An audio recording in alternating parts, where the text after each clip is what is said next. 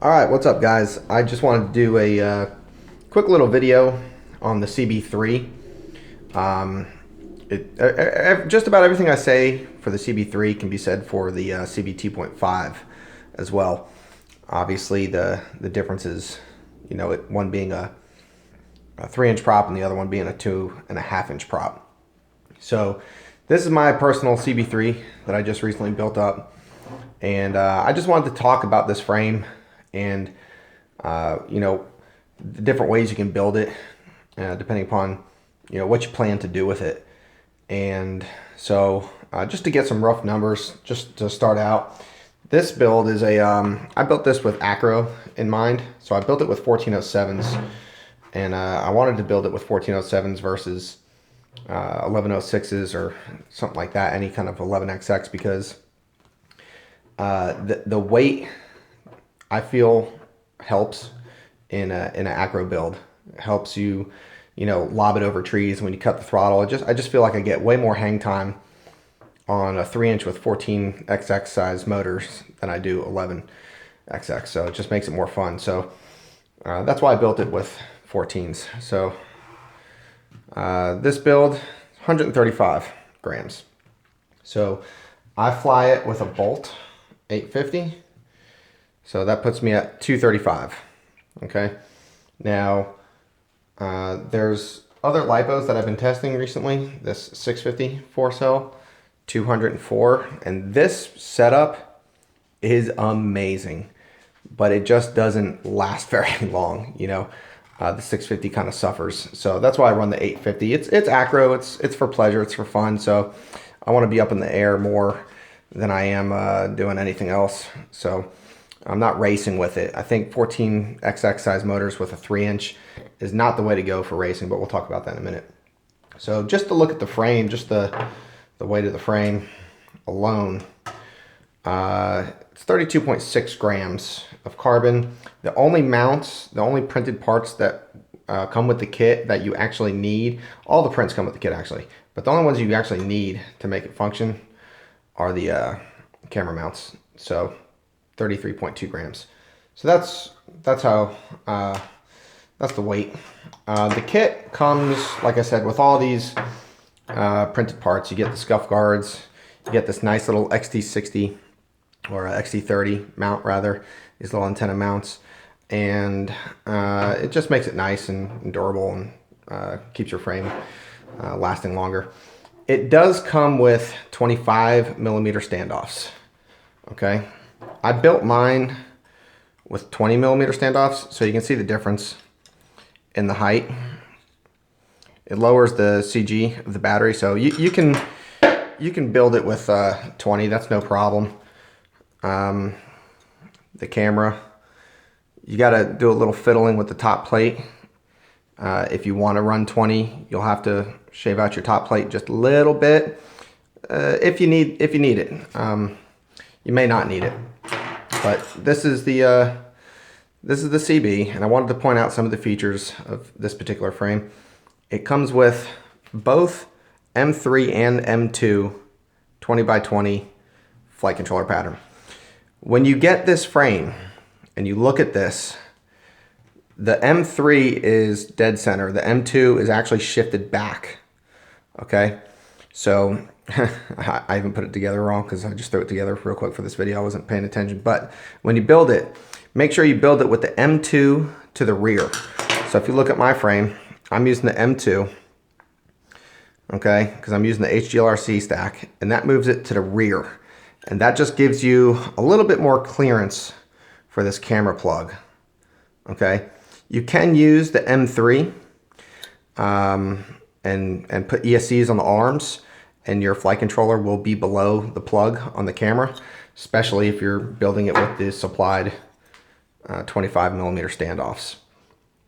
The arm design, if you look at the bottom, it doesn't have a through hole in the center. That makes the arm a lot stronger, just a lot stronger. It is pocketed, okay? So you should be able to fit. If you don't want to use the soft mount method, your little motors that you put on there will sink down into the frame, the C-clips and all that, and shouldn't have any problems.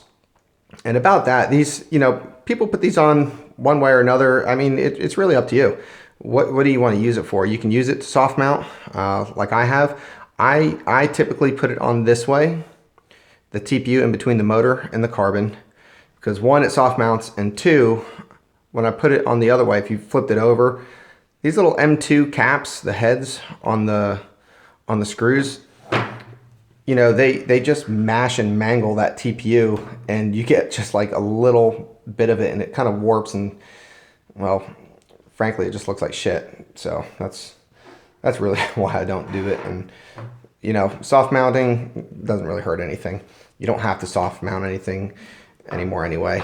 Betaflight's getting so good. But yeah, my favorite part, my favorite setup, I'm using the HGLRC XJB stack. I think it's the F430. So it's an F430 MPSC. I'm using the VTX03 in the back, and just the Runcam Nano, or not Nano, Runcam Micro. For the 3-inch and for the 2.5-inch frames,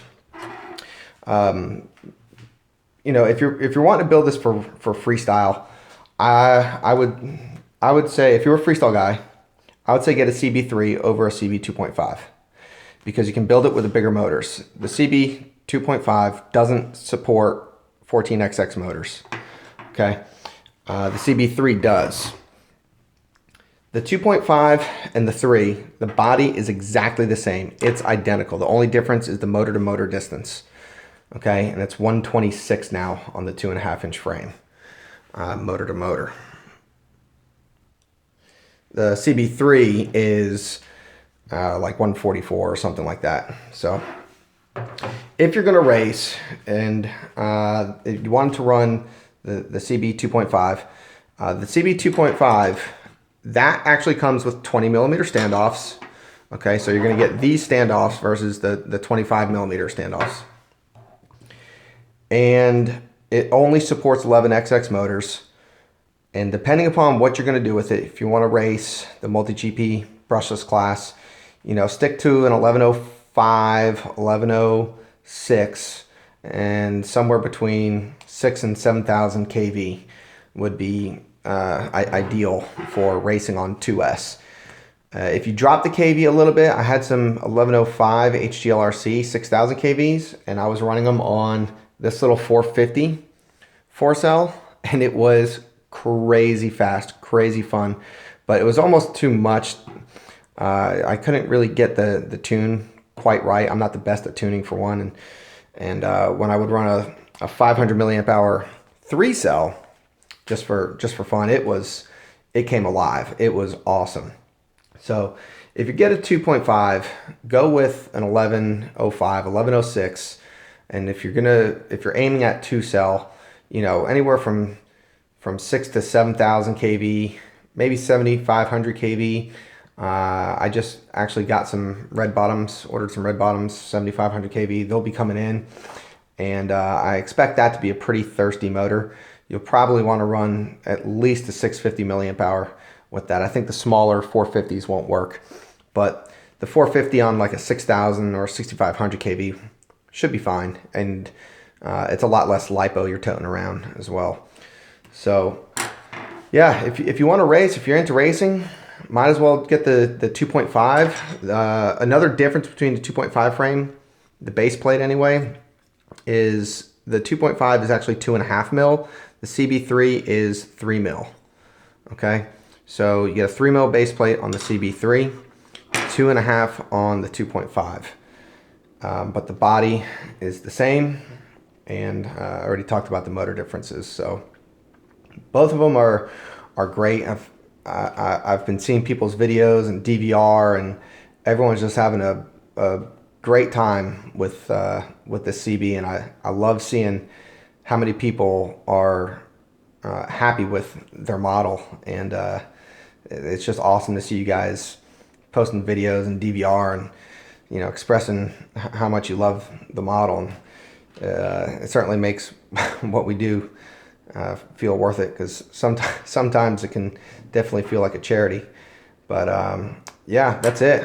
quick video, and hope you guys enjoy it. And if you got any questions, just go to the Rotorius FPV Underground. There's a lot of guys in there, and a lot of guys with the builds. It's our little Facebook group, and they can give you some pointers and give you some ideas on how to build these things. So that noise in the background was my battery charger, which means it's time to go fly. So I'll talk to y'all later.